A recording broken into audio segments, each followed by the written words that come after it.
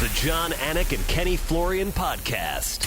John, Anik, and Kenny Florian. I fucking love them. I can't get enough of them. Let's hear that Boston next. Big jab there from Duffy, and Frank Mir is hurt now. Down goes Duffy, out cold. Frank Mir does it again. Rock'em sock'em robots here. Oh my goodness. Hyperbole. There are a couple of absolutely self-involved bullshit artists. Here are your hosts, John, Anik, and Kenny Florian.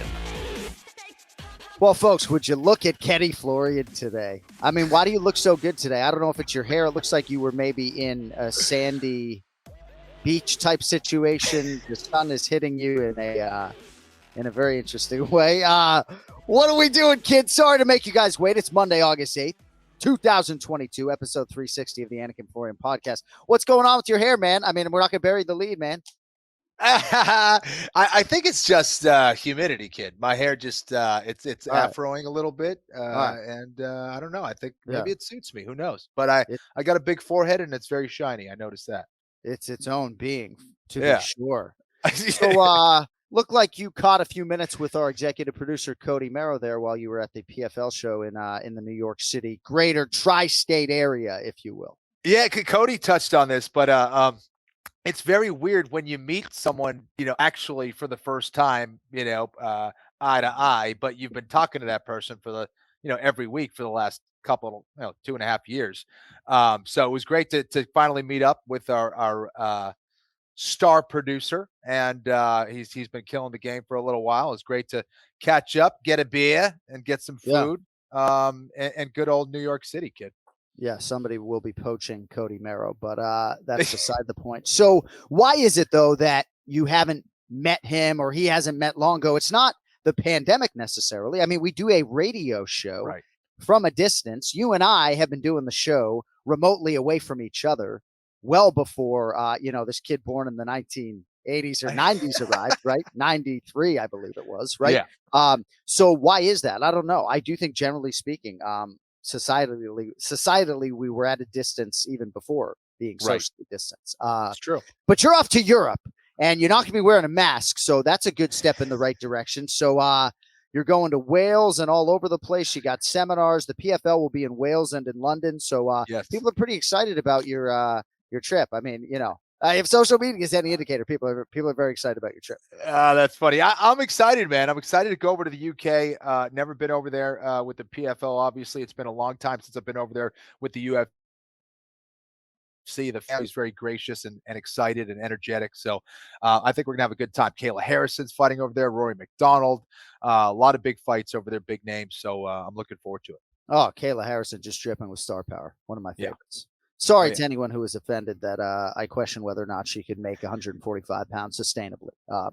But I digress. All right, Sunday, August 14th, Wales, the Rob Taylor Jiu-Jitsu Academy. That's in Cardiff. I believe standing room only still available. Tickets still available. Monday, August 15th. I want to pronounce this correctly. Wolverhampton Intensity MMA. I think it's Wolverhampton, so hopefully you did. You killed it, dude. Of course you did. Tuesday, August 16th, Birmingham. Immortal MMA in Tamworth. Get out to Tamworth, folks. See your boy Ken Flo. And then Wednesday, August 17th, London, Stronger Fitness and Martial Arts. That's the schedule for Ken Flo. Take in the PFL if you're so inclined as well. Just knock it all the fuck out. Woo! We're excited today. For a lot of different reasons. We're going to get into PFL 7. We're going to briefly touch on the UFC's middleweight championship that is coming to Madison Square Garden. Kenny is very excited about Israel Adesanya and Alex Pereira on November 12th. And, of course, we'll talk about Jamahal, Sweet Dreams Hill, and Geoff, Neal, and everybody else. But Ken Flo's got a little bit of a heavy heart today, and so does the entire Brazilian Jiu-Jitsu community at large after the murder, or so it appears, of Leandro Lo, a multi-time world champion, at least to my knowledge, Kenny, one of the all-time great Brazilian jiu-jitsu practitioners, great human being. And I know this loss just hit you profoundly, as it did a lot of people that we care about. You got it correctly, man. Leandro Lo is an 8-time world champion. He's a guy who started off in a much lighter weight class, ended up winning world championships in various weight classes. One of the true legends of the sport, competing at an elite level for a very, very long time. was one of the nicest, coolest guys you can meet. I didn't know him that well, but I have friends who are very close with him and just speak so highly and have spoken so highly of him for a very long time. And to hear of his death and the way that it went down, it's just extremely tragic. It's one of those things that, if you had another star in the sport, it'd be like if Kobe Bryant, while he was playing, passed away. It's kind of that level. And of course, the death of Kobe was just awful. But Leandro Lo was still an active competitor, had recently won the world championships, had come back from being not able to win for a little while, and having done that was just amazing. So yeah, it really is awful. I feel so badly for his friends, his family. He was a guy that if you were from a rival school, not only did you respect him, but you loved the guy. Like, he was really good friends with so many different high-level competitors from other gyms, which is very rare in Brazilian Jiu-Jitsu, as you know, which is there's so many rivalries. But even his fiercest rivals just loved and respected the guy. So that kind of gives you an indication of who he was and what he was like. So, he was one of those guys that also influenced the sport with his passing style, with a lot of the techniques that he utilized. So he was one of those guys who transcended the sport. I was very sad to hear that news. No, I know you were, and my thoughts are with you and a lot of other people who are profoundly affected by this. I mean, my entire feed is just covered in tributes for Leandro Lo. Reading directly from a report here on MMA Junkie, I guess a police officer is a suspect. There was a physical altercation between these two. And I guess Lowe took the guy down and held him there once separated. This man, whose name I'm not going to mention, allegedly pulled a gun and shot him in the forehead and later declared brain dead. Just so sad. 33 years old. Man. Oh, well, I think a lot of people are going to be on YouTube looking up Leandro Lo and everything that he brought to the game, even just in my sort of surface watching over the last several hours. Pretty incredible just to watch him and his style and his intensity and everything else. All right. Today's episode presented to you in part by UFC Fight Pass. See the best UFC Fight Pass has to offer on the Fight Pass 24/7 stream, offering a constant channel of historic fight action all day, all night. Tune in, sit back, and enjoy a network created by fans for fans. Step into our world at UFCFightPass.com. All right, let us get to headlines. Headlines. It's time for headlines. I have some very urgent and important breaking news. Headlines. On the John, Anik, and Kenny Florian podcast. If only you guys could hear Ken Flo's mic check. We just sort of stopped down there to try to reset some things technically. And Ken Flo doing a hell of a mic check. He really gets into it. Really getting into the fucking mic check today. I know you're even more into Adesanya Pereira, though, than the mic check. November 12th, Madison Square Garden for the undisputed UFC middleweight championship. It is amazing that this has materialized as quickly as it has. If you don't know the history, there's kickboxing history, extensive history between these two in terms of two head-to-head wins for Alex Pereira. But obviously, there's a lot more to it than that. But your thoughts on that middleweight championship fight and this title defense for your guy Izzy? Is this not the fight that I've been calling for? I love the fact that they're putting this fight together. I think it's absolutely massive. I think what's fascinating is both these guys have had careers that are very similar. They've achieved success very early on against very good competition in the UFC. They're now facing each other. They have a history, obviously, that goes back to kickboxing. And we have Israel Adesanya, who's been the champ for a little while now, facing his nemesis, a guy who could potentially have that kryptonite. So not only does he have to contend with the skills of Pereira, but he has to contend with that history that he has. And, he has this thing in his mind where he has to defeat the past in a lot of ways, right? He's got to get that monkey off his back, a guy who has a lot of skills, a lot of power, a lot of danger in his game. And I'm really curious to see if Israel Adesanya can solve that. I think that there's very few people who have the skills, who can challenge Adesanya in various ways.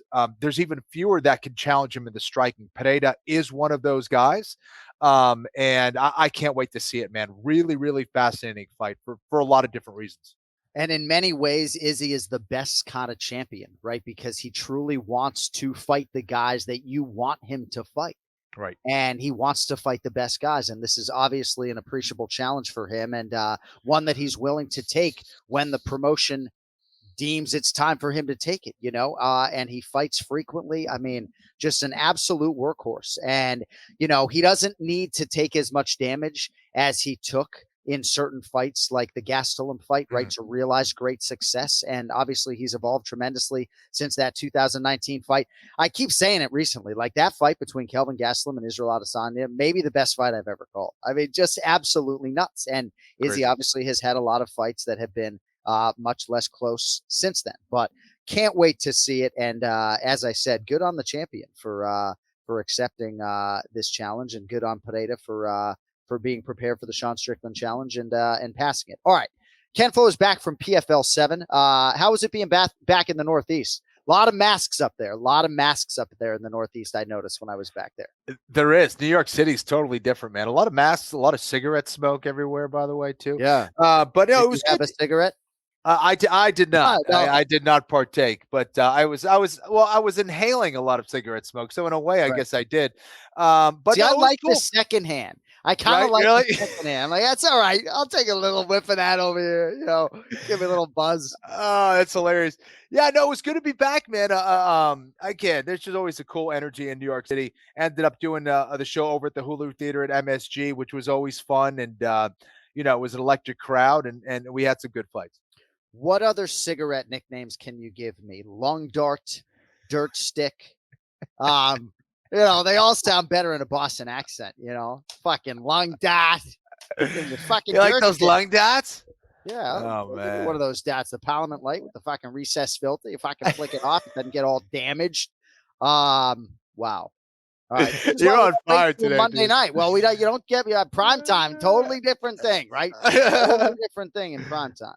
All right. So I want to talk about some of this PFL stuff, much of which I did not see. But Stevie Ray gets back-to-back wins over Anthony Showtime Pettis. And as I understand it, his next fight will be for $1 million. Is that correct? Yeah, that's right, man. He looked fantastic. Again, he was fighting with the confidence that you could see from the get-go. He was pressuring Anthony Pettis. Anthony Pettis certainly had his moments as well.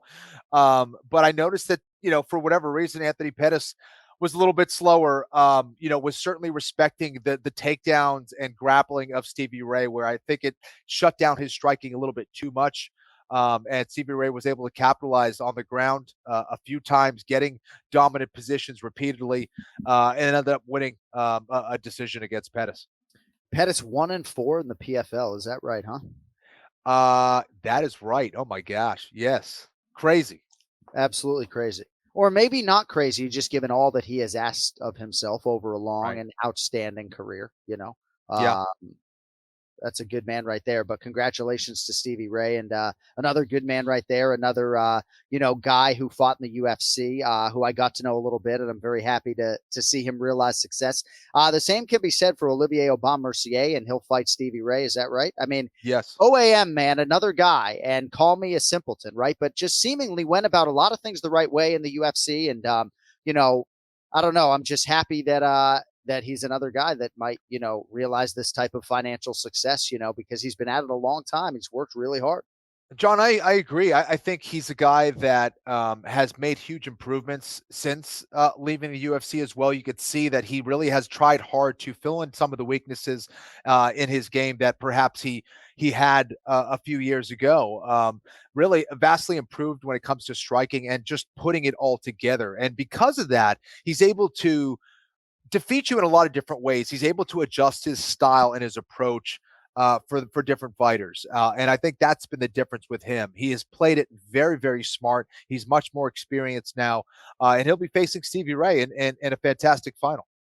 Omari Akhmedov over Josh Silvera, I believe first professional loss for Conan Son, if I'm not mistaken. American Top Team on American Top Team Crime, live from New York. Goes the distance. What were your thoughts on that fight? Exactly. Even when John doesn't have to do any homework, he just knows he did his homework anyway. Yeah. No, and you know it cold. Josh Silveira, undefeated, was looking fantastic on his route to the semifinal. And ended up losing to Omari Akhmedov, his teammate, a guy that, they were training on the same mat together at the exact same time. Coaches had to be split up in American Top Team. So that was, I'm sure, a very difficult situation. Josh Silveira had helped Omari prepare for several fights, like when he was in the UFC. And don't forget, Josh Silveira was just a little kid running around ATT, forever. So, just a weird situation there. But Josh has a lot of potential, shows a lot of promise. But to me, it was the more experienced Omari Akhmedov who was winning rounds and fighting just a bit smarter, was a little bit cleaner with his overall technique and approach. And Omari just decimated his first two guys before going to decision with Silveira. So he's looking fantastic. And he's, at the end of his career. But man, what a way to end it if he was able to win $1 million, and there's no doubt that he's capable of pulling it off. And hopefully Pahumpa's cashing in with some of these guys fighting for $1 million. One of the hardest working coaches on that side, to be sure. And then our guy Rob Wilkinson, right? He will fight for the $1 million as well. How many wins in a row for Rob Wilkinson? Do you know off the top of your head since the Israel Adesanya fight? 8. It's crazy. Since fighting Adesanya. I mean, I know obviously there have been divisional changes and everything else, but another guy you got to feel good for. And you got to also count, his pro boxing and his kickboxing fights that he had as well. Maybe I have those in there. Yeah. So it's amazing that he has done whatever it takes to get better. Has gone and trained with Israel Adesanya, his first opponent in the UFC. He is vastly improved, John, and absolutely massive at 205 pounds. It's crazy that he has been able to he was able to cut to 185 pounds at one point, because he looks huge at 205. He's so clean with his technique, and then showed that not only is he clean with his technique and technical, but he's got durability, heart, and a hell of a chin. So he's going to be really tough to beat. Right now I have him as a favorite probably heading into this fight against Omari Akhmedov. But man, I think those guys are going to throw down. He's fighting exciting as well. I don't see that one going the distance, but that one's going to be a tremendous one as well. All right, lots to be excited about there. 5-0 in MMA since the Adesanya loss for Rob Wilkinson. A couple of kickboxing wins and a pro boxing win as well. At AnikFlorianPod, lung dart, dirt stick. I mean, Cody, you can't fucking Google and give me another one before we get off the air today. I love you. Absolutely love you. All right, UFC Fight Night. Santos versus Hill. I did not watch it live. I just watched Jeff Neal's handiwork like half an hour before we came on the air. But let us begin with Jamahal Sweet Dreams Hill. I'm a big fan of this man as a light heavyweight contender, and I think promotionally he gives you a lot with which to work. Certainly, I'm sure you see things that can be improved cardiovascularly and otherwise, but Jamahal Sweet Dreams Hill, man, that fourth round was awesome, super accurate, and put away a guy in Thiago Maheta Santos who came very prepared and very, willing to sort of go out on his shield. I agree. I think that this was a Thiago Santos that we haven't seen in quite some time. He has taken a very conservative approach in previous fights.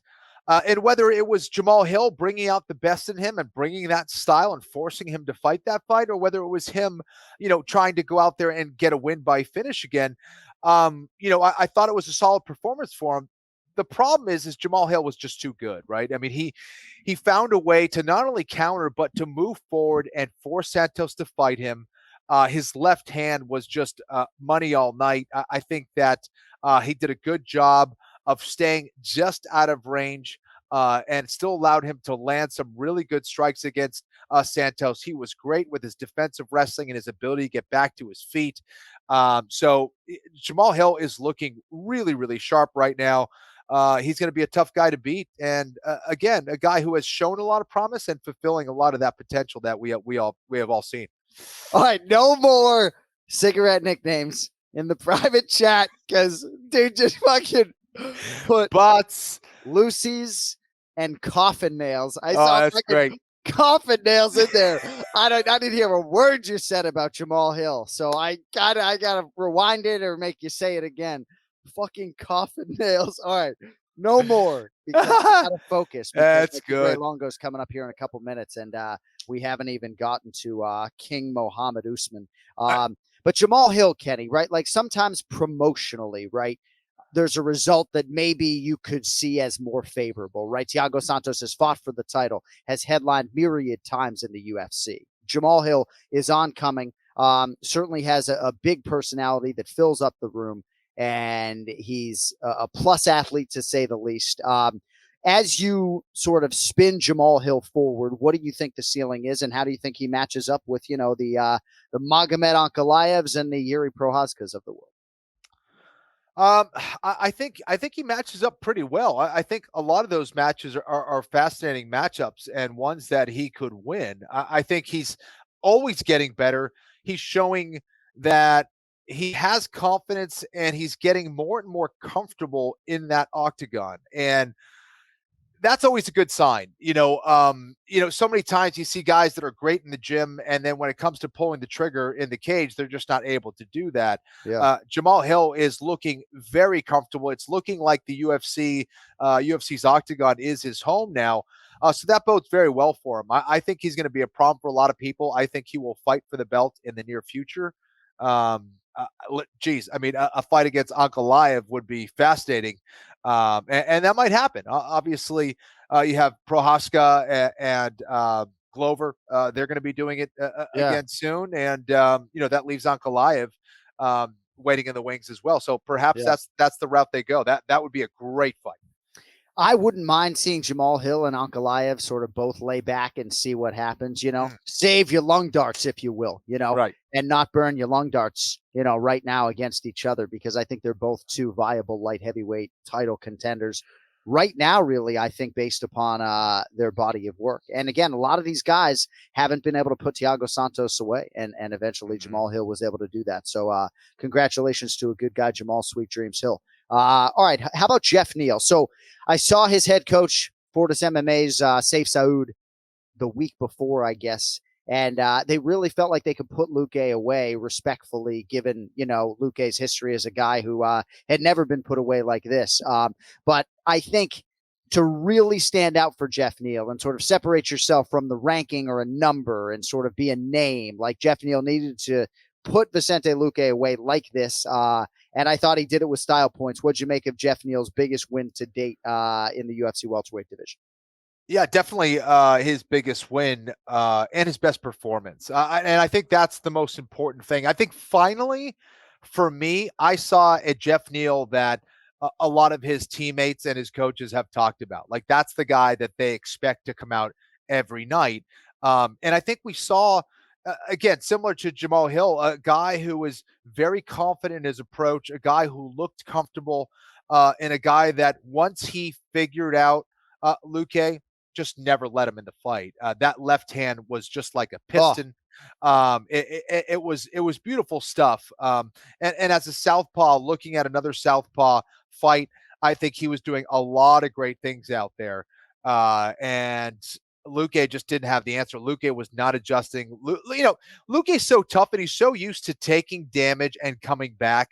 And Geoff Neal just consistently hammered him again and again and again with that left hand, and just always had an answer. Never really let Luque get multiple shots in a row, right? He was never really letting him get combinations off.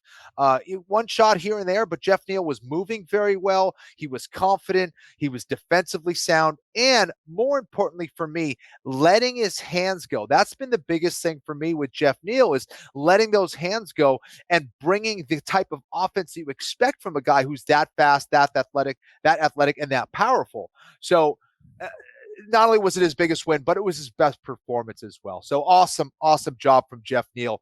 I had doubted perhaps his motivation or his approach. Like, when is the Geoff Neal that we expect going to show up? He showed up, and I'll put, I'd get behind him for the next fight for sure.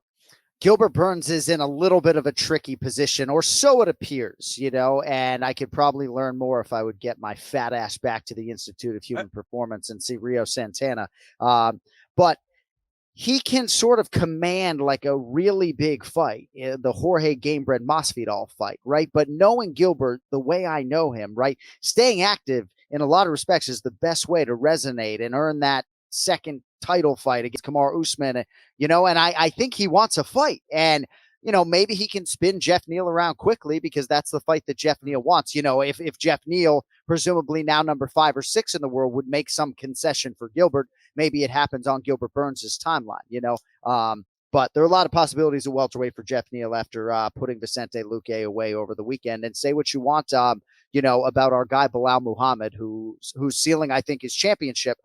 He didn't put Luque away over 5 rounds, and Geoff Neal did, and Neal also has a head-to-head win over Bilal. So a lot of interesting things happening and marinating at 170 pounds. All right, it is time for the star of the show. I guess is that what we're calling him, the star of the show. Let's get to the Ray Longo minute. It's now time for the Ray Longo minute. I want you to punch a hole in his fucking chest. That's what I want. The Ray Longo minute. Starring Ray Longo. The John Anik and Kenny Florian podcast. There we go. Yeah. Oh, now you see why he's the star of the show. You look very perturbed. I was trying to talk to my friend Kenny Florian. You weren't jealous, were you? Well, hey, I certainly didn't lose your number when I went to the Greater Long Oh Island area. man. I had tickets too. Greg Savage had, got me. I had to go out to eat. I had too many things to do. Look at this guy. I should have came down. Looked like a good card though. Yeah, that was some good fights, man. So breaking news, Ken Flo does not text Ray Longo when he goes to New York. And Ray Longo, he didn't even attend UFC, in his backyard. Yeah. So it's hard to think that he's going to make his way to the Hulu Theater for the Professional Fighters League, Exactly. Exactly. So what's been going on, kid? I mean, we've been looking for other nicknames for cigarettes. We got Lung Dart, we got Dirt Stick, and then somebody said coffin nails. Can you pass me one of those fucking coffin nails? Fucking one of those. Coffin I know. nails. Ooh. I know. That's pretty brutal, right? That's bad. I know you're not a cigarette guy. Who came up with coffin nails? The internet, I believe. I mean, Cody Merrow, at Cody Merrow on social media. If you're a single woman in the New Jersey area, I'll stick with the Brits. They're just. That's right. That's what they call them there. Pass me. Yeah. So did you see Mohammed Usman win the Ultimate Fighter with that, as Michael Bisping called it, cheeky left hook? A brilliant commentary. I mean, was it a hook? It was like a stiff arm, maybe, no?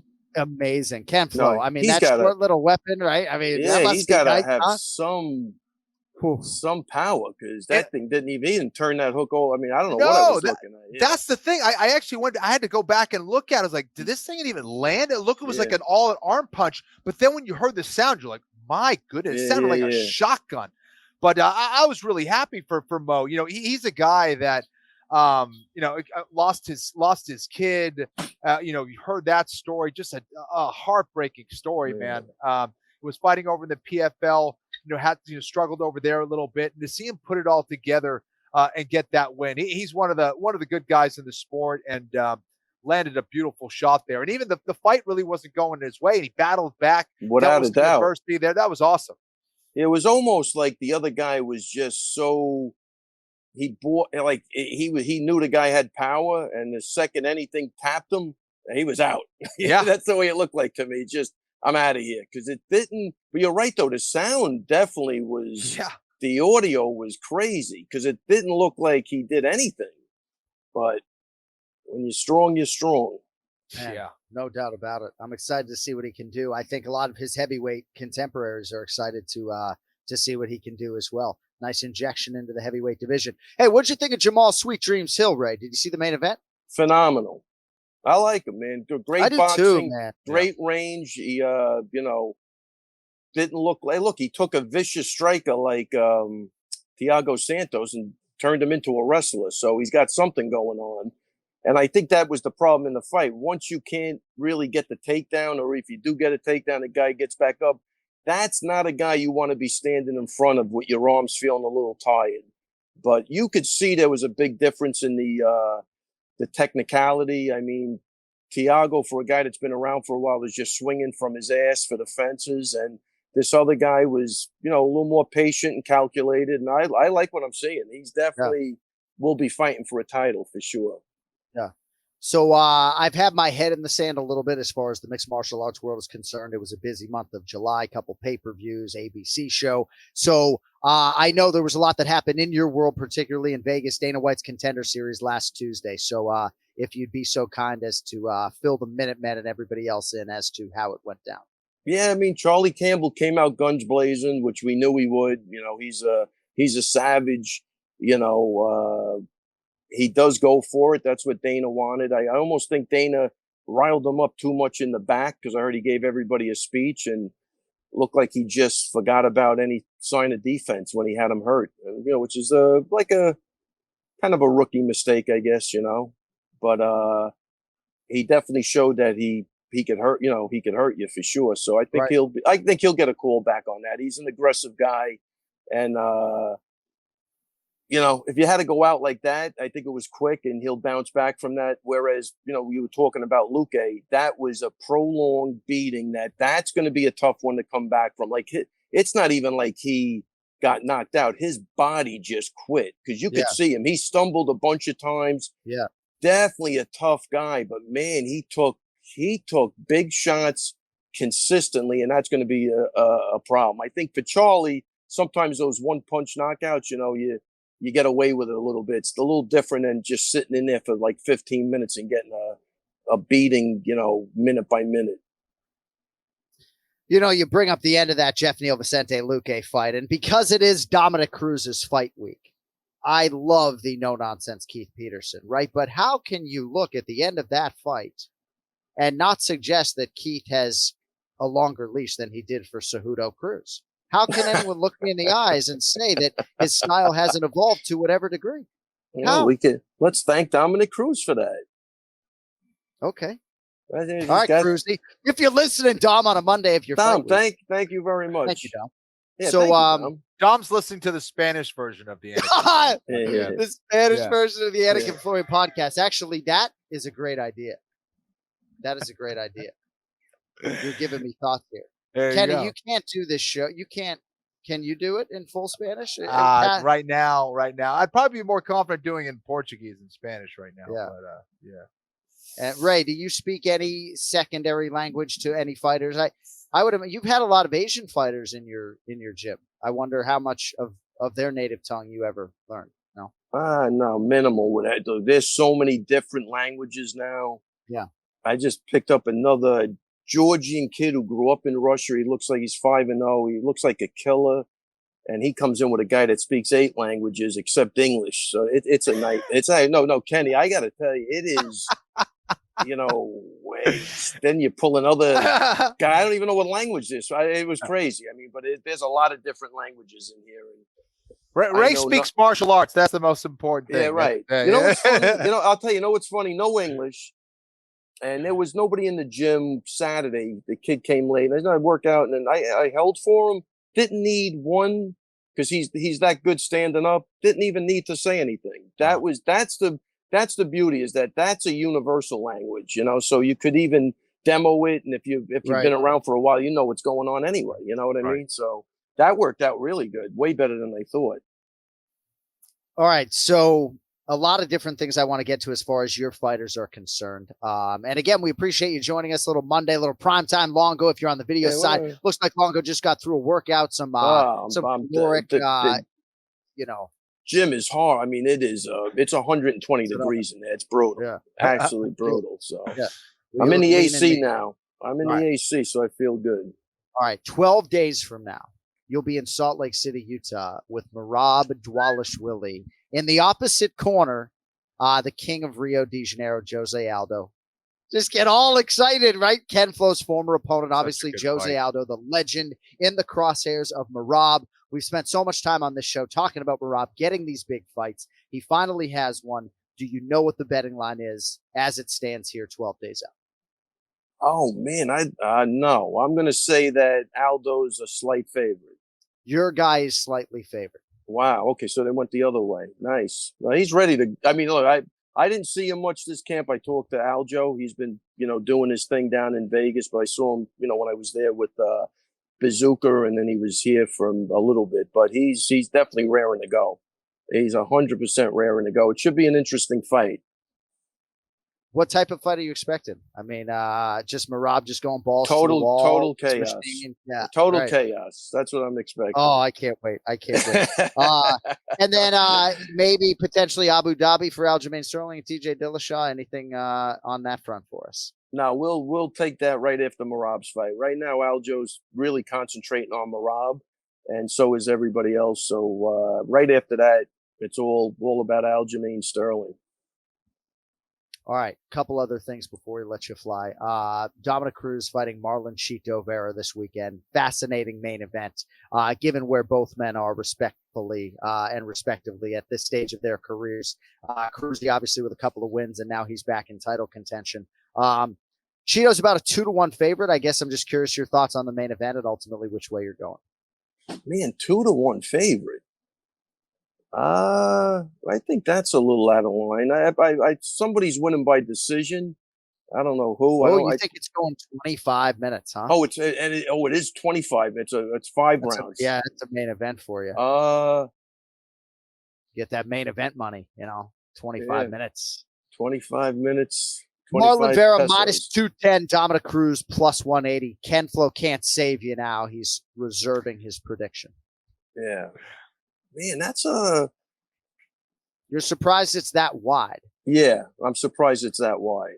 Number almost always seems to favor the younger guy in these matchups of contenders. Cruz has saved himself. He's got the footwork and movement. If he can keep that up for 25 minutes, I think it's enough to I don't think he could hurt Chito, but I think he could frustrate him. So Cruz is a smart fighter. I'm sure he's got something worked out, and he's I don't know. I got to tell you, I like Cruz by decision in that fight. All right, you're on the record. Juicy main event in San Diego. More on that coming up in the main event challenge. Hey, before we let you go, I know you've seen sort of the tributes pouring in for Leandro Lo, the former Brazilian jiu-jitsu practitioner who was seemingly murdered in Brazil. I don't know if you've talked to Matt Serra or anybody else, or if you have anything, but I know weighing heavy on Ken Flo and a lot of people out there that we care about, And how did the murder happen again? It looked like it was sort of an altercation. Yeah, I heard one report said he was at a club and some guy swiped a bottle off of his table, and he, went to stop him. A fight broke out. He neutralized the guy, took the bottle back to his table.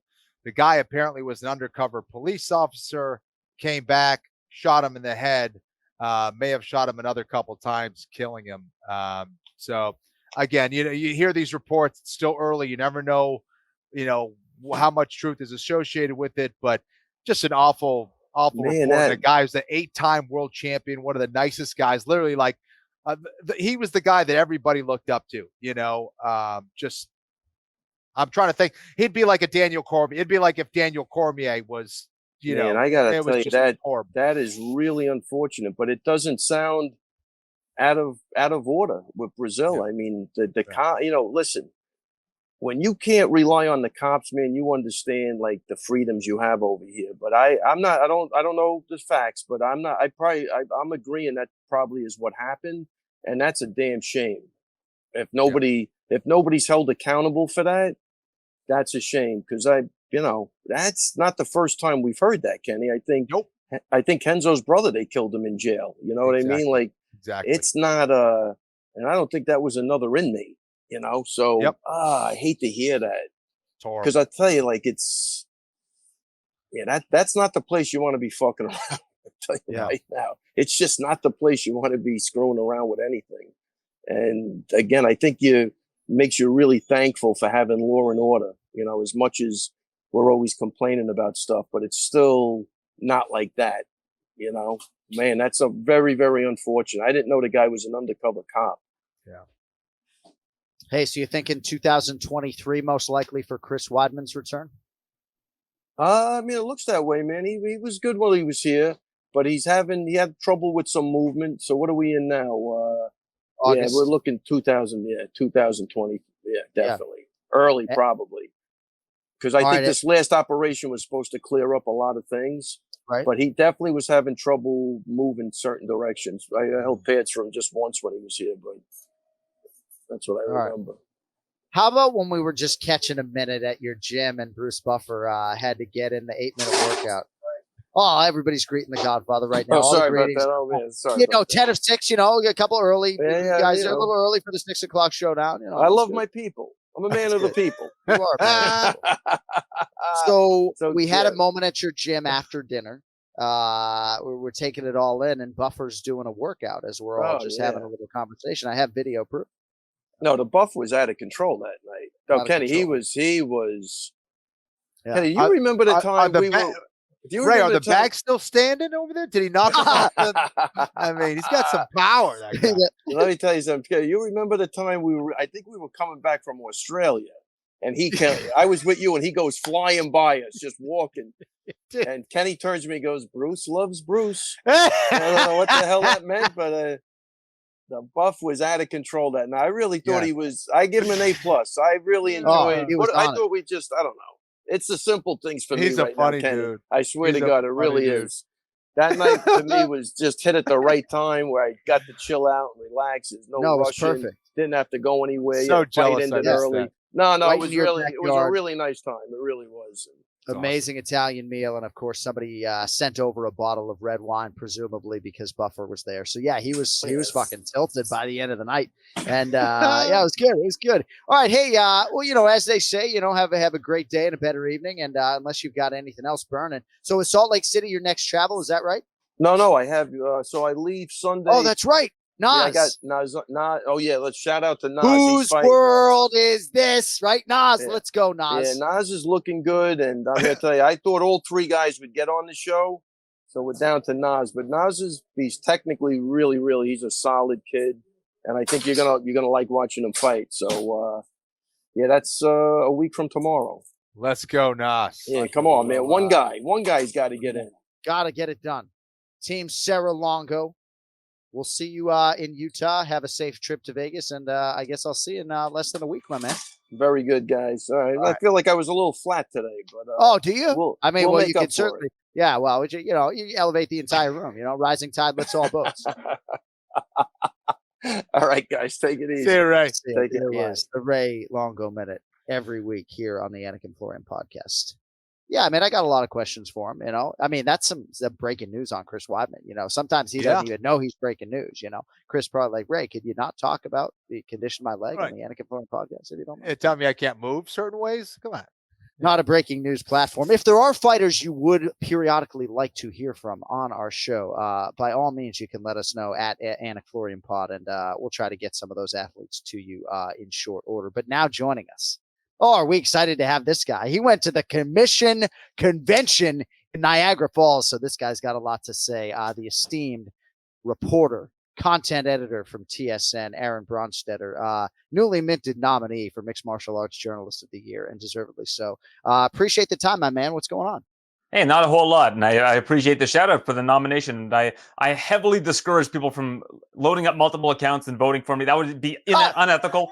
I don't want anybody to do that. So if you're thinking of loading up all kinds of burner accounts to vote for yours truly for the World MMA Awards, very, very unethical, and I don't suggest you do that at all.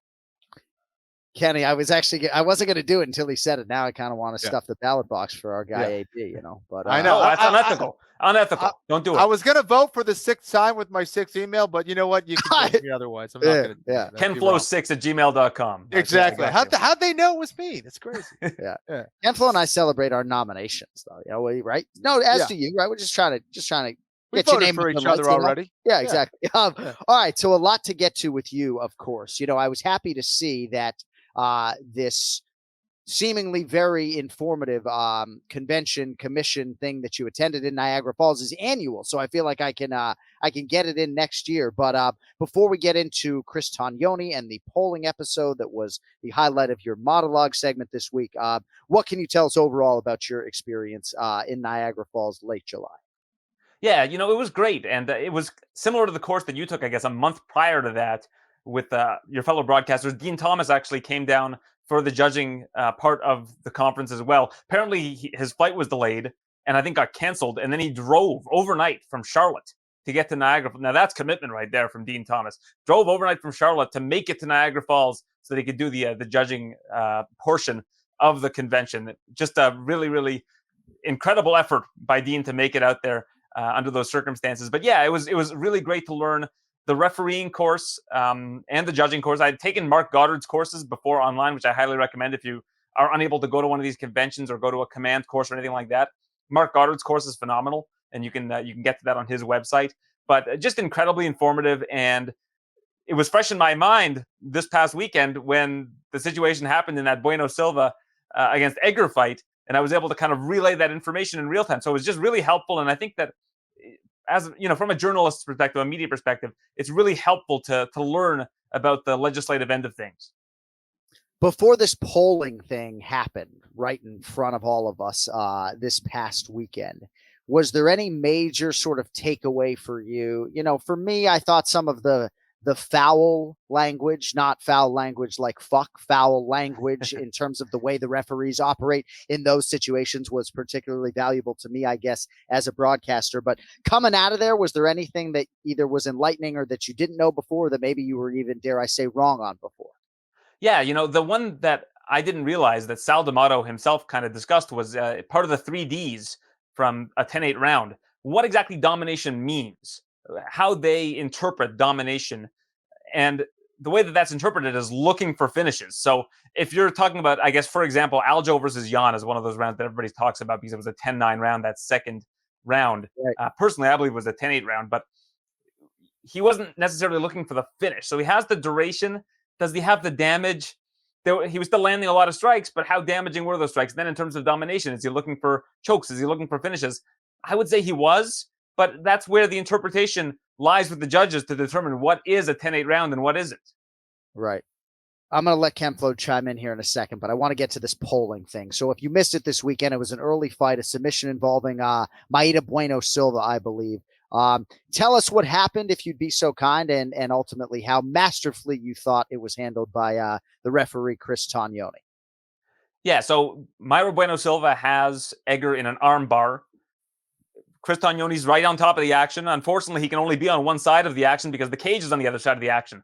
So with the blind side hand, Edgar taps, at least seemingly, because Bueno Silva lets go of the hold, says she tapped. Chris Tognoni then has two options, which is you stop the fight, and then you go through the protocol of what you need to do in order to determine what the correct outcome is, or you say, fight on, because I didn't stop the fight. Myra's not allowed to stop the fight. Stephanie's not allowed to stop the fight. Nobody sitting cage side's allowed to stop the fight. Only I may stop the fight because I'm the sole arbiter of the action. So Mayra Bueno Silva lets go of the hold, says she tapped, and Mayra advises Chris, go look at the tape. They look at the tape, and there's not a good angle. I mean, if the UFC doesn't have a good angle, imagine on the regional scene when you have like one, maybe two camera operators looking for action. So then if you look at the replay, one thing you can notice is if you look at the very corner, Ron McCarthy, one of the judges, is right there. Like he's right on the blind side of where Chris Tognoni is not able to get to where the tap takes place. So what Chris Tognoni then does is he does something called polling the officials, which is you go cage side, you say, did anybody see what happened? Ron McCarthy says, I saw her tap. Apparently Herb Dean did as well. And then from there, Chris Tognoni has enough to go back and determine that it was, in fact, a submission. So that's what he did. And I thought he handled it perfectly based on the situation. And from what I had learned just a couple weeks ago, that whole protocol couldn't have been handled better by Chris Tognoni. And Aaron, if that was a situation where, let's see, the other referees weren't able to see it, would have just been restarted, or no? It's over. He had waved it off. Would have been. He had waved it off already. So if he waved it off, even though he didn't see anything, it still would have been over. Would have been over if they were unable to make a determination where the replay didn't show it, nobody cage site saw anything. It probably would just be a no contest. I don't know how what I guess you could rule it as a no contest other than just saying it's a no contest referee stoppage, but that's probably what would have ended up happening had they not been able to determine whether or not Edgar had tapped. judging by the body language, it was pretty clear that she did. She didn't debate, she didn't Right. protest it at all. Right. After a little bit of time passed, she made it look like, maybe, I didn't do Yeah, anything. exactly. But How are you, you know, Kenny, how are you coaching your jujitsu players in the UFC though, right? I mean, Ken Flo want to make sure, I don't want to speak out of turn, but Ken Flo's got to make sure you tap out before he's letting go. He's Samar Poyatis, but Ken that's Flo's what you're instructed to do. That's what you're instructed to do. The referee says you need to. I stop the fight. You don't stop the fight. So if they're tapping and I don't see it, you just hang on to that hold. My man, that's exactly right. I experienced that in a grappling tournament, and I had gotten armbar. The guy had tapped. I let go immediately. Then the guy said he didn't tap. Eventually, we had to find someone who had a video in the tournament, which again was not official protocol. But again, that stayed with me. Like, do not let go until the referee actually stops you. And that was just a grappling match, not even an MMA match. So that's one of the things that stayed with me because, again, not everyone is going to be honorable and say that they tap. Right. Didn't you have to beat Kit Cope twice, but that was maybe a TKO situation? It was. Yeah. It was a submission. Yeah, it was a submission. I submitted him at the end of the round. He did tap, but Herb Dean had said the round was over, and then I ended up submitting him with a rear naked choke. Yeah. So I'll beat you again because I'm just ruthless. That's how I'm built. So you mentioned Dean Thomas and all of his heroism in driving from Charlotte to Niagara Falls, New York, and absolutely bless him for making that drive. And I'm not the least bit surprised because a few days prior, I was flying home with him. We both live in South Florida, and he was talking about open scoring and his push for it and his agenda and his presentation and everything else. So I know it was a huge priority of his to be there. Did you catch any of that from him? And ultimately, where do you stand after hearing what he had to say on the merits of open scoring? I had left. I wasn't there that day, but I did listen to it live on YouTube. He drove all the way, AB, and you're fucking gone. I mean, I had to go to Dallas. I have an excuse. So, but I did get to listen to it while he was doing it, like live on YouTube. It was being streamed. Right. So I listened to his whole talk about it. And, it's very insightful. It's one of those things where I don't think we're going to see it. And I think that one of the reasons is it really does take the drama out of things. Now, that's not the fighters' problem. The fighters want to have open scoring. The coaches want to have open scoring. But if you're a promotion and you want to make the sport as exciting as possible, I kind of don't blame them for not pushing for open scoring in that regard. And now, open scoring, I've seen it in boxing. If you go and watch Canelo versus Trout, that was an extremely close boxing match. But it happened to take place in San Antonio, right near the border of Mexico. And you see the open scoring, and Canelo's cruising. But if you're watching the actual boxing match itself, it was a close match. But of course, by the time it ends, you know who's won. So it has its merits, and it also has its subtractions, I guess, from how people will consume it when watching live. Yeah, there's a lot of layers, and I don't want to sort of drag the program down with all of that. But yeah, Dean seems pretty impassioned that it would solve all our problems. And I think, I can be swayed on both sides, but he didn't sway me as much as he thought that day at the airport. I probably brown nosed him a little bit. All right. Want to get your thoughts on Jamahal Hill and then some UFC 278 stuff on the way out if we can be so inclined. And of course, Chito and Dom coming up. I could go in a number of different ways, but I'm high on Jamahal Hill. Ken Flo is high on him, which I think matters even more. Your thoughts on his sort of light heavyweight ceiling after what we saw in the main event just a few days ago? Well, it seems like every week when there's a big light heavyweight fight, everybody's like, oh, that guy's got to be next. It's Jamahal Hill, it's Ankalaev, it's Blachowicz. We don't really know. But I mean, listen, that was a great fight. The thing that was surprising to me was that Santos was up on 2 of the scorecards, because personally, I thought you could make a case that Jamahal Hill won all 3 of those rounds. But be that as it may, he's an impressive individual, really, really tough, great striking, crisp striking. And I think the sky's the limit for him. Still quite young. And the light heavyweight division is kind of wide open right now outside of what I think is going to be the rematch next between Yuri and Glover. Right. Then you got a lot of different players. You got, like I mentioned, Blachowicz. You got Ankalaev. You got Jamahal Hill. So I think there has to be a bout that takes place. And you know what? The promotion kind of has leverage because you say to all 3 of these guys, we're going to make a matchup. You're either in or you're out, right? So there's going to be an odd man out in the situation. No, you're right. With Jan Blachowicz and Jamahal Hill and Magomed Ankalaev, just say, all right, who wants to sign on the dotted line? Maybe headline on this date. I'm telling you, though, Jamahal Hill goes no blunts for 6 weeks, no backwoods for 6 weeks. wins a world title. I'm telling you, put down the blunts. All right. UFC 278 is coming up. I have some early big fight odds for you. Have you looked at these presumably at this point in time at all? I have. I don't have them off the top of my head, but yeah, definitely look. No, that's good that you don't. Longo seemed somewhat surprised that Jose Aldo wasn't favored. I mean, right now on DraftKings Sportsbook, Merab Dvalishvili minus 120, Jose Aldo even money. Properly priced in your mind? Yeah, I would say so, because I think it's one of those contests where either one of them is able to implement their game plan, they're going to win the fight, right? Like if this takes place on the feet, I imagine that Aldo's going to win. If Merab is able to get it to the ground, which is easier said than done, as we've seen against Aldo over the years, Kenny can attest to that. We see how that one's going to go. I think Merab, if he's able to get him down, he's going to win that fight. But I couldn't convince you either way as to which one of those two things is going to happen. So I think even money makes a lot of sense. Yeah, I think Ken Flo is going to be on Jose Aldo at even money when he makes those predictions next week. Paulo Costa minus 275, Luke Rockhold plus 230. Your thoughts on that matchup and the, I would say, prohibitive price on Paulo Costa? God, that's such a tough one to call because there's so much information that you'd like to know going into it. I say you wait until both these guys get on the scale, and then you can make a determination because both guys have had trouble making it to 105. Is this at 205 or is this at 185?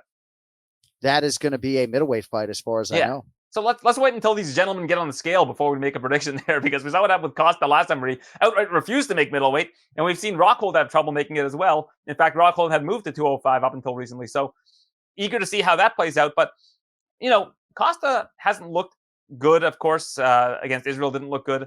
In his last fight against Vittori, he looked okay. And we haven't really seen Rockhold look that great in recent years either. So it's hard to make a prediction for a fight like this. You almost want to just take the underdog in Rockhold and see what happens.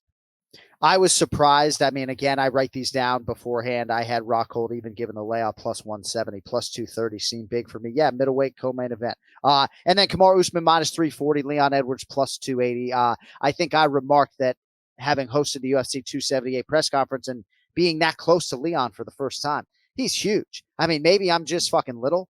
He's big. Like, his hands aren't as big as Kamaru's, but I don't know. I think Leon Edwards is going to put up a fight. How concerned would you be if you were a Kamaru Usman super fan for this second fight with Leon Edwards? Hey, it's funny. We see Edwards standing next to Usman, and everybody's like, wow, Edwards is huge. And then you see Usman standing next to Blachowicz, and it's like, Usman can make 205. It's like, which is it? Which is it here? So can Edwards make 205 then? But this is an interesting one because I think on the feet, Edwards has a good technical advantage over Usman, but Usman has made no secret that he's going to try to take him down. And if he's going to utilize that game plan, I'm going Usman by decision all day. You could probably get that at around even money. I think that's the most likely outcome of this fight. I don't see Usman getting a finish that easily against a guy like Leon Edwards. I mean, has anybody finished Leon Edwards in the UFC? I don't believe so. I think he just has that loss to Usman by decision. And of course, he had one other loss, if I'm not mistaken. I guess it was Claudio Silva, if I recall correctly, and that was a decision as well. So I think it's going to be interesting to see what happens. But I don't see Usman getting a finish here. I think Usman wins by decision more likely than not. And like I said, if that's around even money, that's the way to go in my eyes. All right, and last thing, are you going to be in San Diego this weekend or no? I'm not going to be in San Diego. In fact, I don't know if I'm traveling until September. I might be at Diaz versus Chimaev. And if I'm not at that, I won't be till November. I'll be in New York. But I'm not going to San Diego. I wish I was. I've never been to San Diego. It's a beautiful city year-round. Apparently, even Steven temperatures year-round, which just sounds tremendous to me. I mean, I feel like I've been everywhere, even though I'm in my hotel room most of the time. And San Diego, California, to this day, is the prettiest place I've ever been. And the last event predates you in the UFC, right? That was Jones versus the janitor, Vladimir Matsuchenko, and the debut of Charles Oliveira. I did Holly Holm and Marion Renault, I seem to recall, in 2015, the lone time I was in San Diego. Oh, that was in San Diego. Okay. I thought the last card was that Jones Matsuchenko. I must be wrong. I feel like it's the only time I went to San Diego. We did Mir and Duffy in San Diego. Yeah, I don't. Holm Renault might not have been the main event, Yeah. It might have been Mir and Duffy. I think you're right. Yeah. Reference our show open for Ken Flo's call. All right, last thing. I know you're not going to be in San Diego, AB, but Dominick Cruz and Chito Vera. Chito's minus 210. Dom's like plus 180. Ray Longo seemed to be surprised that Dom was that big an underdog.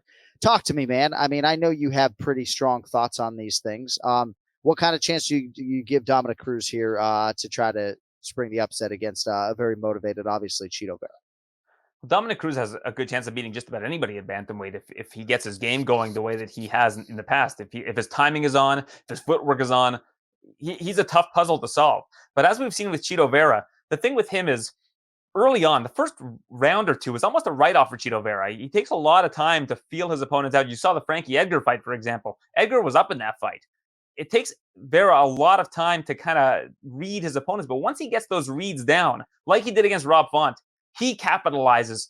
And I think this fight being a 5-round fight is to the detriment of Dominick Cruz. I think the longer this fight goes, the better chance you give Vera of getting a win here. I think Vera could get a stoppage round 4, round 5, if he's able to figure out Dominick Cruz's timing, which is a lot easier said than done.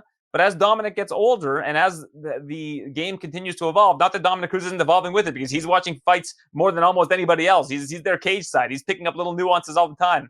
But from what I've seen from Vera, he just seems to get better and better as the fight goes on. I think he's going to be most dangerous in those late rounds. Very excited to see it play out. My anticipation for that fight is just off the charts, and we'll see. Yeah, Dom feels like that matchup actually for him is more favorable, 25 minutes as opposed to 15, but we shall see. If you want more from the credentialed Aaron Bronsteter on social media, it's his name, at Aaron Bronsteter. We appreciate your time, my man. Enjoy those children, and we will see you in September, my man, hopefully in Las Vegas. Always, sir. Very excited to watch this event in San Diego. Like you mentioned, that's a banger of a main event. I'm looking forward to it greatly.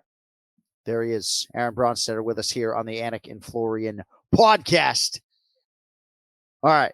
I'm glad I don't have to make a prediction. It is UFC Fight Night, Vera versus Cruz. We will start with the pronunciation of the week as we call on Cody. Hi, Cody. What's going on, kid? What's up? What's going on? What's up? Ken Flo, good to see you again, my pal. What's up, dude? Got to link up with Ken Flo. You guys. Well, hey, fun fact. Ken Flo's bigger than he looks on the camera. They say the camera adds 10 pounds. I think real life adds about 15 pounds of muscle. You see Ken Flo walking down the street, his jean cutoffs. You ain't messing with those thighs. Let me tell you. Man. You end up in a triangle before you know it. Been trying to tell you people. I mean, UFCFightPass.com, as we look back at some of his fights. I mean, not a nice guy. You know, he ain't no Maida Bueno Silva, right? I mean, you know, Stephanie Acker, you can grapple Ken Flo. She's at the fucking hospital getting her arm like completely screwed back together. It's fucking ruthless, this kid. I'm just kidding.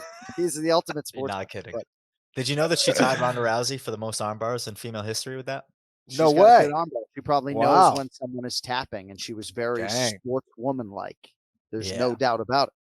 I wouldn't do that. There's no honor in battle, is there? I mean, a jiu-jitsu tournament, sure, but like, I ain't. Phantom tap. The ref didn't stop me. We're going. We're fighting. Sorry. Make a wish. Well, in UFC Long Island, I was next to Sarge Eubanks, and she said the same thing when the Watterson tap. I was like, it's like ref didn't see it. No tap happened. Sorry about that. Yeah. Ken Flo didn't even fight when he had children. Could you imagine right now going into an octagon? You think he lets go?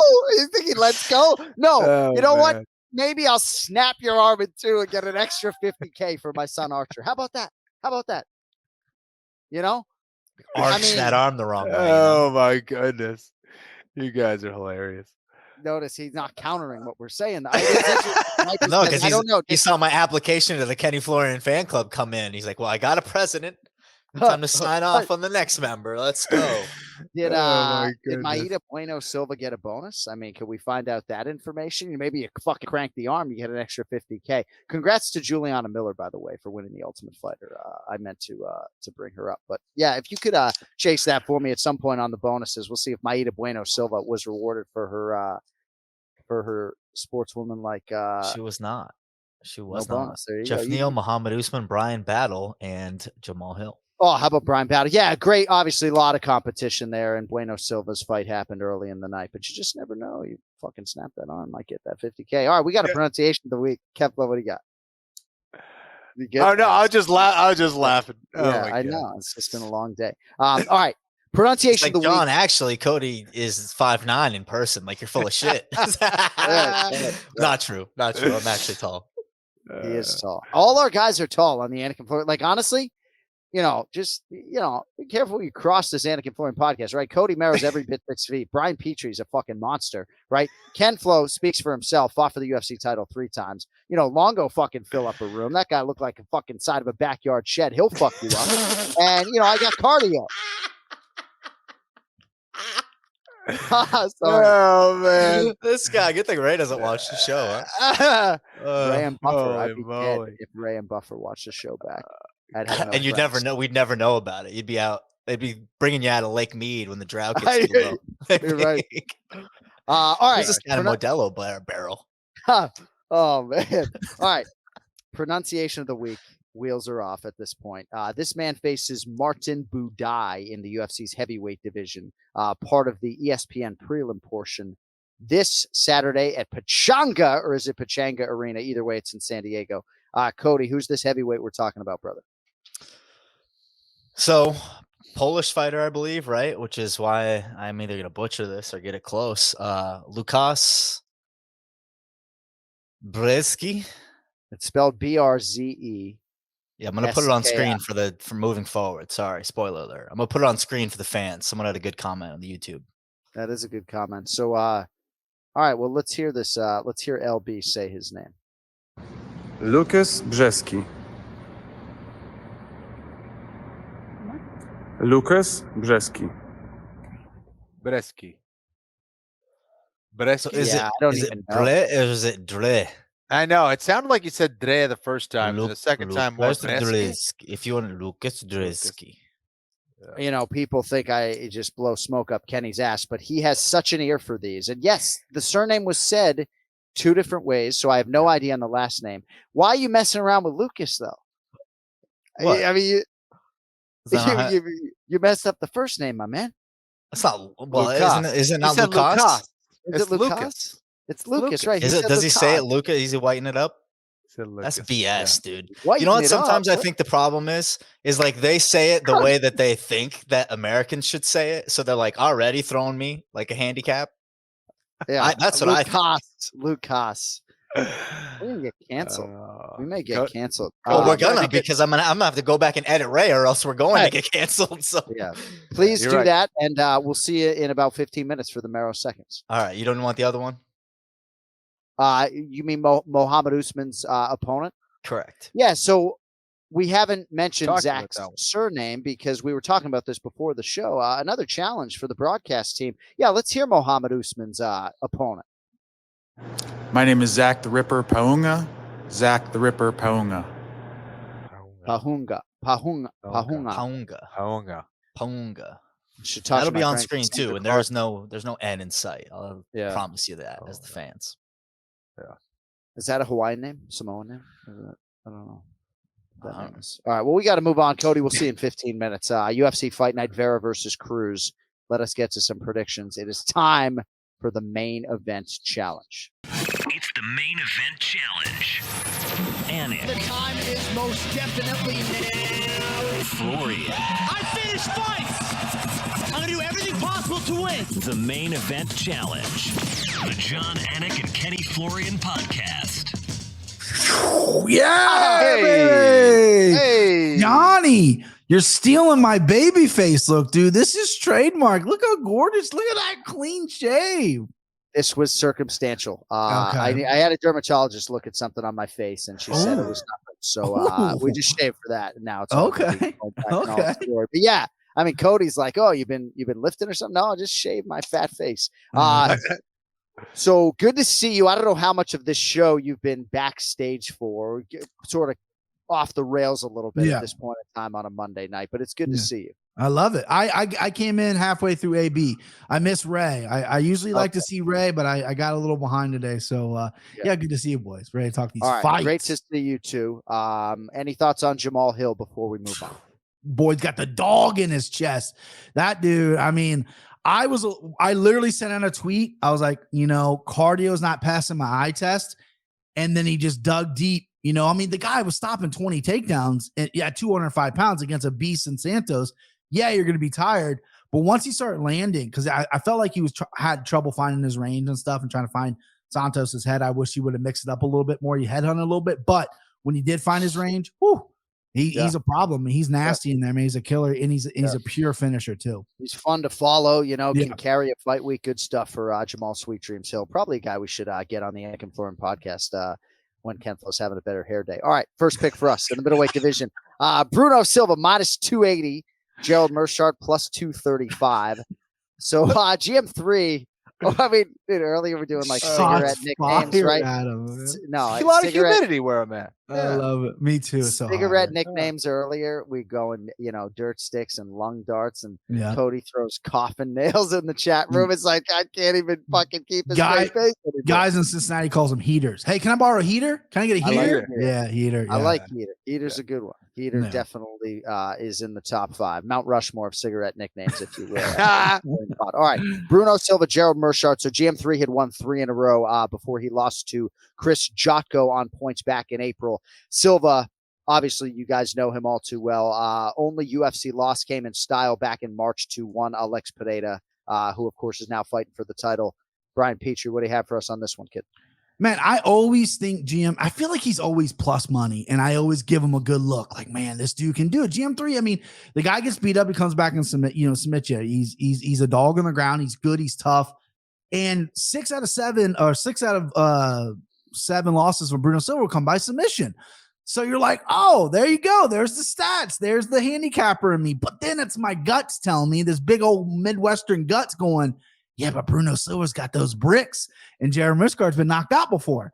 It's just a really tough. I think Bruno Silva looked really good in the Pereira fight, which is a really tough guy to look good against. He got dropped. He showed heart. I think the ground game's obviously could be a question here, but I think GM3's wrestling is just a little, he's not afraid to pull guard. I don't know if he's going to be able to use his wrestling all that much. So the value boys out there, unite and hammer GM3 so I can get the Silva number down, because I am ice fucking cold and I need a win. So that's what we're going to do. I'm going to go Silva here, probably by stoppage. I don't see a decision. I see him catching him. And I wish I could take the dog money, because every time Meerschaert's a dog, I just look at it. But I'm going to play a little safe here. He is a dog guy in more ways than one. If he ever has children, they're going to look at his Wikipedia page and they're going to be like, man, my dad fought some absolute killers and submitted a lot of these guys when people did not expect him to. Ken Flo, your thoughts on Gerald Meerschaert against Bruno Silva here? I'll keep it pretty short. I think there's value in Meerschaert for sure. I think that he can get it done. I think Bruno is a little bit too big of a favorite. But I think Bruno, with his striking and his ability to also be dangerous on the feet, will probably be the difference. I'd say most likely Silva by decision here. Bruno Silva is absolutely frightening in the best of ways. Top two. All right. Cynthia Calvillo, minus 150. Nina Nunes, plus 130. This fight, as you guys know, was to happen back on July 9th. Nunes fell ill on fight day. She hasn't competed since the Mackenzie Dern fight. That was a quick one more than a year ago. Calvillo on the other side, also in need of a win here, Bri. Last win for her came against Jessica I, June of 2020. What are your thoughts on Calvillo and Nunes here? So I'm glad they rebooked this, because I was on Nunes, a couple weeks ago as the dog money. And now that we got to see Amanda fight her better half, her partner, her wife, we got to see what that new training camp's like, the new head coach. And I love the adjustments that Amanda made. And I'm hoping that parlays into what Nina's going to look. I think Nina was an underrated fighter for a while. She read off 4 wins in a row, dropped a loss, and then had a kid, and then came back against Mackenzie Dern. I think she's very, very good. And Cynthia Calvillo, she just looked unmotivated in her last fight. She's a tough warrior, and I thought she was going to go places. She's 35 now. In the Andrew Lee fight, she looked unmotivated. Didn't look like she wanted to be there, and that's the last place you want to be, fighting someone in the cage if you don't want to be there. So I'm hoping she's got her ducks in a row, whatever is happening outside the cage. Hopefully she's motivated, because I think it's going to be a competitive fight. And when it's a competitive fight, we're looking 50-50. I'm going to go dog shot here. I'm going to go Nina Nunes at the dog money here. I won't let myself down if I don't take a dog shot, so I'm going to take Nunes. Yeah, no, and I think that's a good cap. Kenny, I do think it's interesting in terms of the motivation on both sides. I do believe Nina is still highly, highly motivated, and I think you'll see a good effort and training camp on the front end of it for Cynthia Calvillo as well. But I do wonder for Nunes, there's just a lot of circumstances. Like, I think the Amanda result helps Nina, but, going to Dallas and being sick, I don't think it's like perfectly ideal for Nina necessarily in terms of some of these surrounding circumstances, but Ken Flo, ultimately we need a pick. So which way you going? Yeah, but I think after canceling that last fight, I don't think she would fight if she wasn't feeling great. And I also think that like Brian was saying, having the new camp, I'm sure she's feeling good. With Calvillo, I just don't know. So I'm a little bit more secure going with Nunes than I am with Calvillo.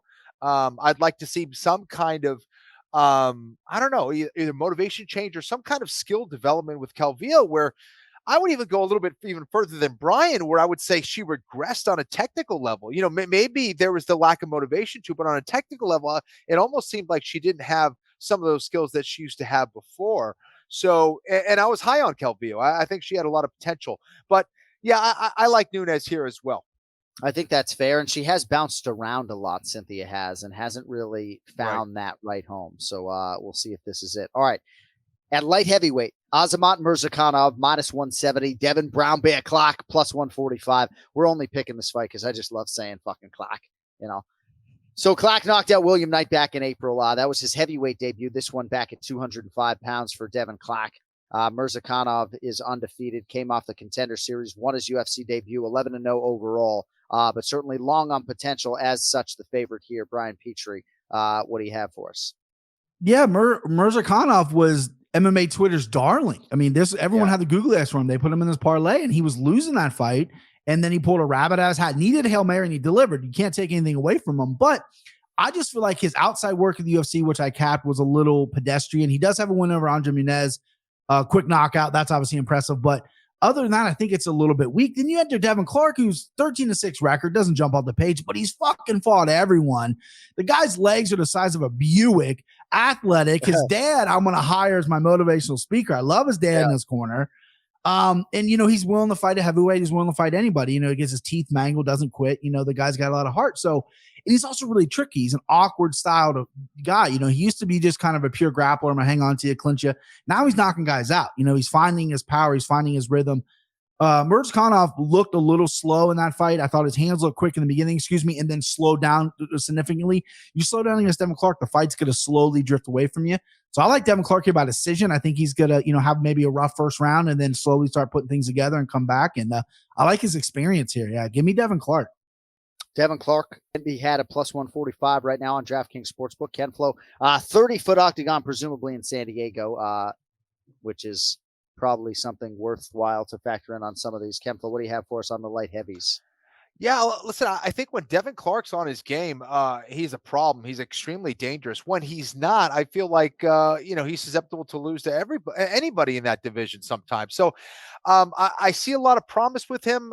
Sometimes I don't see the best decision-making out there. Murzakanov, seeing that he's undefeated, he has beaten some guys, good guys in my opinion. Muniz, Mateus Shuffle is a pretty tough guy. In my opinion, Guto in a sense as well, pretty decent. So I don't know. I think he's got, he's a little bit raw. He's not the most technical guy either, but if things get nasty, I don't know. It's tough to say. But I guess I'll go with the guy who's been more consistent. Certainly hasn't had the same level of fights that Devin has, but I'll go with Murzakanov here. Good stuff. All right, co-main event in the UFC's featherweight division. Pretty good fight here. David Onama -195, Nate Landwehr +165. So Onama just fought, won by submission July 9th, 10-1 overall. He draws the 15-4 Nate Landwehr. He was to face Lerone Murphy back in March and actually Zubair Tuhugov last weekend. Instead, he gets Onama. It's a big opportunity for both men. Co-main event, Bri. Who do you have here? Nate the Train, baby. This guy. I love this guy. I want to see him fight in Columbus, and the fight got pulled. I was devastated. He's a cross between a Diaz brother and 3-6 Mafia is what this guy's a cross between. I mean, the guy is electric in the cage, exciting on the mic. I love him. 2-2 in the UFC. He did great stuff in M1. He was a champion in M1. Looked great. Had high hopes for him. Put a lot of money on him in his debut against Herbert Burns. Knee changed that. But I think he slowly he changed up his game or his camp a little bit. Ludwig Klein, his last time out, he looked great. We all saw how good Ludwig Klein looked against Mason Jones. That's a really good win for Nate, and he submitted him. But David Onama, this guy has impressed me from day one. He's a James Krause guy, really just still coming into his own, but big, powerful strikes. He showed submissions his last time out. And man, I think this guy's going to be top 5 eventually. You know, if he's not top 5 by the end of his career, I'll get Cody's face tattooed on my ass. I'm a bold prediction guy. That's what's going to happen. Because I think this kid's legit. I think he's a little green right now. I think his striking's good, his takedown's good, his cardio's good. Gets hit a lot. Got to move that head a little more. Can't be willing to exchange in the pocket. But Nate the Train, he's a guy that likes to put the pressure on you, uses his cardio as a weapon, but he also gets put out early. Julian Rosa got him early. Herbert Burns got him early. I think if David Onama jumps on him early, I think it's going to be a problem. And I have no bones about it that I have been a biased capper when it comes to guys I like. And I love Nate the Train, but I just think Onama's going to beat him here in round 1. Knockout round 1. No bias here. I like Onama by knockout early, and I'm gonna play heavy on it too. I'm gonna lean on that prop. Probably the prop's probably not gonna be as juicy as I want, but we'll get that round 1 prop in there. I like it. David Onama, the pick to click for Brian Petrie. And if David Onama leaves the UFC for good, or I guess retires from MMA and doesn't get top 5, Brian's getting Cody Merrow's ass tattooed. No. He's getting face tattooed on my ass. That's great. I'm actually rooting against Onama now. You know, see that. Yeah, well, you know, Cody's a good-looking guy. I could have worse people in my ass. So there you. Ooh, all right, Kemflo, what do you have on the co-main, my man? I think it would have been really interesting if he got if Cody's ass on his face. That would have been that'd be really interesting. Good. That would be even more interesting. Yeah, go Cody. Cody, can you send me a picture?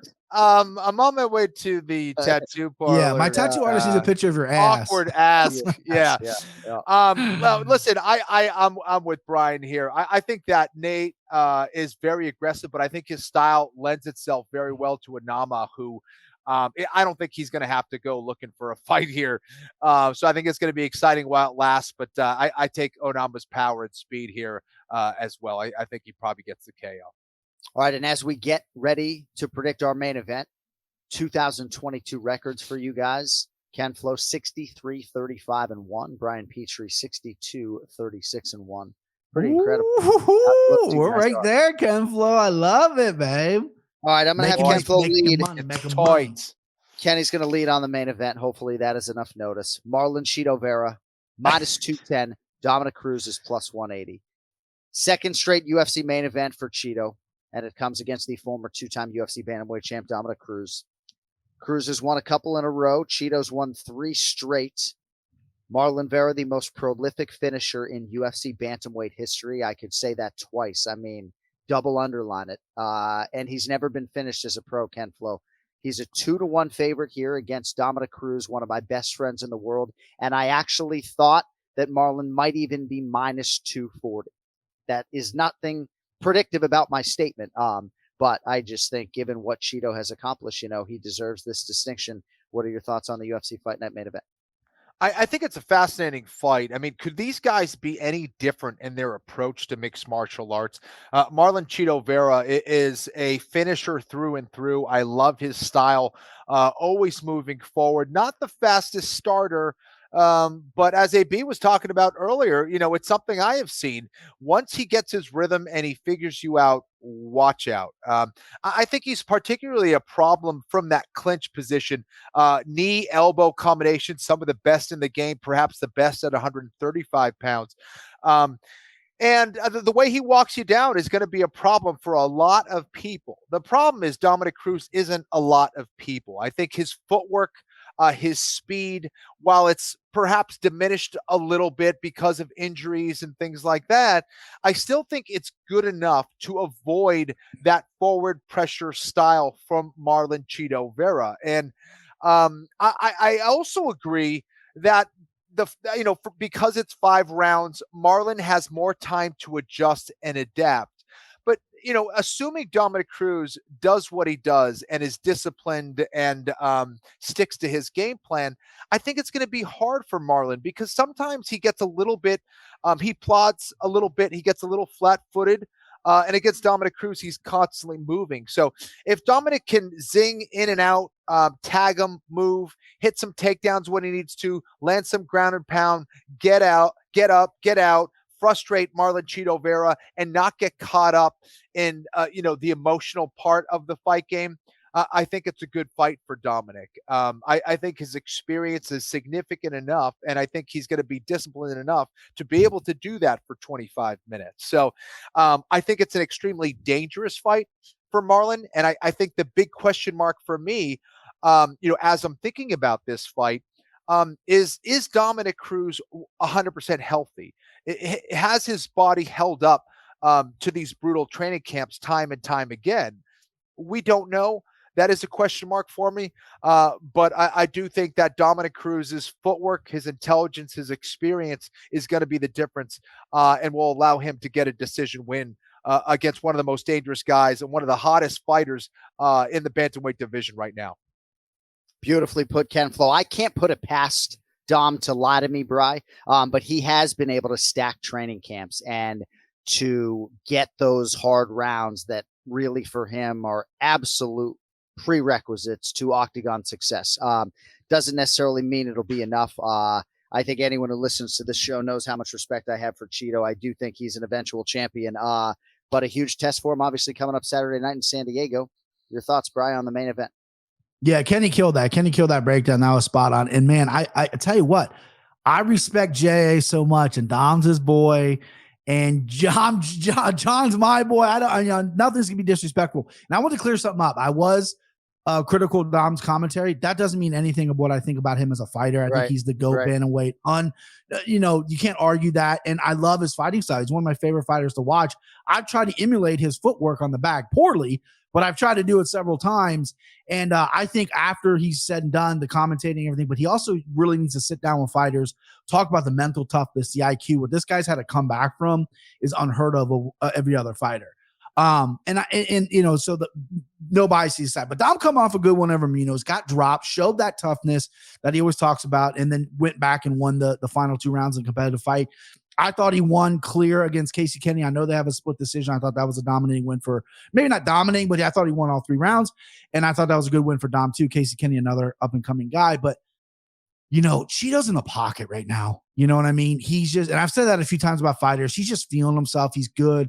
I've seen some clips on Instagram of him working the mitts and working, little, training stuff. And he looks to be in shape. He looks to be focused, comfortable.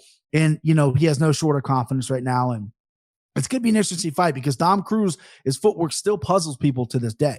People still can't figure out, even though it's a little slower than before, he's still giving guys trouble. And I feel like Dom's actually sitting down and committing to some of his punches, what he wasn't doing in the past. I think Dom is really trying to sit down, especially in the Casey Kenny and the Munoz fight. He was really sitting down. Both guys are nails. And I think everyone said it. I think, Chito's going to drop some of those early rounds. He plots and he slows and he gets his read. But when he gets his read, he's just deadly accurate. I mean, I don't think he overwhelms you with like power. He definitely has power, but I think he's just so accurate and just he's made different. He took over 100 shots from Font, doesn't have a mark on his face. This guy's got fucking rhino skin. Like, what's going on there? Yeah. I see this being a very competitive fight. I just see Chito maybe dropping 1 or 2 and then taking over later. I think Dom's gonna start wearing those leg kicks a little bit, start slowing down just enough for Chito to find his range. I think best thing for Dom is to mix everything up because I think Dom has a beautiful double, beautiful takedowns. He explodes in that really, really well. I just see Chito getting it done in the later half of the round. I don't see a finish happening from either guy. I just see, the clinch work, like Kenny said, those elbows are going to be nasty. Dom has some scar tissue, so really going to see what the judges say. I think it's going to be a close fight, but I'm going to take Chito here. Not overly confident like I was a couple weeks ago. He's not a parlay piece for me. This is going to be a straight wager, but I do like Chito winning this fight by decision. All right, nicely done as usual. Hopefully a cut doesn't become a problem.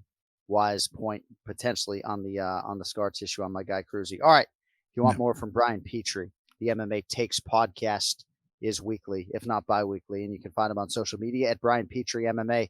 All right, my man, I'd imagine you're excited to watch this main event. Enjoy it, and we will talk to you in less than a week for UFC 278, kid. Awesome. All right, boys, have a good one. There he is, Brian Petrie, with us for the main event challenge. All right, Kenflo's got a pack. Kenflo's got shit to do. He's going to get on out of here. KennyFlorianMartialArts.com. He will be all over the United Kingdom, so hopefully you can check him out.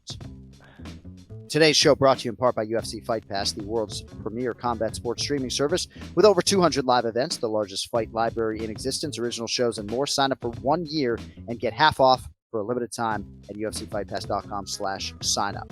Speaking of UFC Fight Pass, Anik and Florian Rewind Episode 2 will be up shortly. We look back at Amanda Nunes's big win over Miesha Tate at UFC 200 with our own comedic flair. You know, hopefully you enjoy it, UFCFightPass.com.